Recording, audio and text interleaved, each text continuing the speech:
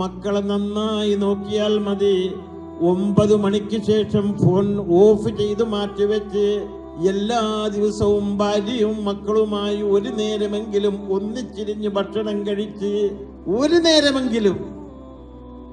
അപ്പോൾ ഭാര്യയെ ശകാരിക്കരുത്, മക്കളെ കുറ്റം പറയരുത്. ഉമ്മ പറയണം, ദാറുൽ പോയപ്പോൾ ഉമ്മിച്ച് മാറിയിടാ മോനെ. വാപ്പ പറയണം, നിങ്ങളുടെ ഈ വാക്കല്ലേ എന്നെ വളർത്തുന്നതെന്ന് നിർത്തരുത്. അത് വല്ലാതെ നമ്മളെ പരസ്പരം അടുപ്പിക്കും. ഒരു നെഗറ്റീവും പറയരുത്, അതൊക്കെ പിന്നെ പറഞ്ഞോളണം.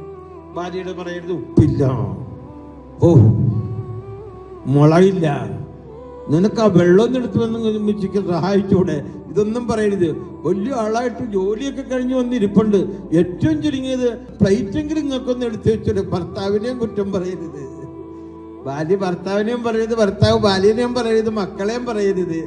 എന്ത് രസമാണെന്നറിയാവോ? അള്ളാഹു നമ്മുടെ കുടുംബമൊക്കെ അങ്ങനെ ആക്കി തരട്ടെ. അങ്ങനെ ചെയ്താലാണ് എനിക്ക് സന്തോഷമാകുന്നത്. നമ്മൾ വിജയിക്കുന്ന അപ്പോഴാണ്. നിർത്തിയാണ്. ഈ അവധിക്കാലം ഒരു മാറ്റത്തിന്റെ തുടക്കമാകട്ടെ.